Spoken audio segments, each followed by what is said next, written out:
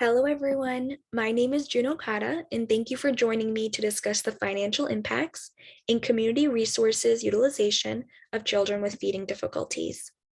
I have at present, or have had within the last 24 months, a financial relationship with one or more ineligible companies as listed on this slide. It is important to recognize that the impacts of feeding difficulties are far-reaching. Better understanding of socio-contextual factors is critical for effective management, resource allocation, and policy creation for children with feeding difficulties. We know that these children experience financial impacts and need to utilize resources in the community. However, the current research regarding the socio-contextual factors related to feeding difficulties is limited. The literature available tends to be qualitative with small sample sizes, and this topic has not been studied in a large national sample. Thus, it is not generalizable. This study focused on answering the question here and aimed to examine the extent to which the financial impacts and community resources utilization are associated with the presence of feeding difficulties. Our hypothesis is shared on this slide.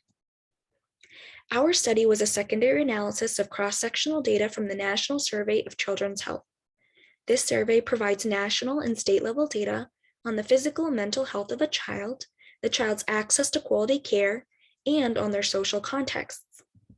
The sample population for this study was children between the ages of 0 and 5. The exposure in our study was the presence of a feeding difficulty, and our outcomes included the financial impacts and community resources utilization factors. Our covariates were the child's age and years, presence of special healthcare needs, and income based on poverty level. For the statistical analysis, we first ran descriptive statistics, then chi-square tests, and finally an unadjusted and adjusted binary logistic regression. Table 1 describes the child and household characteristics as well as socio-contextual factors. The leftist column lists the factors, and overall values are to the right, then values stratified by feeding difficulty status. 1.7% of our sample were identified to have a feeding difficulty.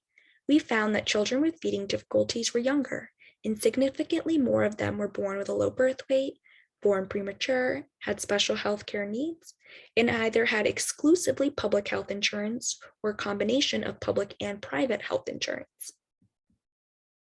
This table is a continuation from the last slide and shows weighted percentages for financial impacts and community resources utilization in our sample.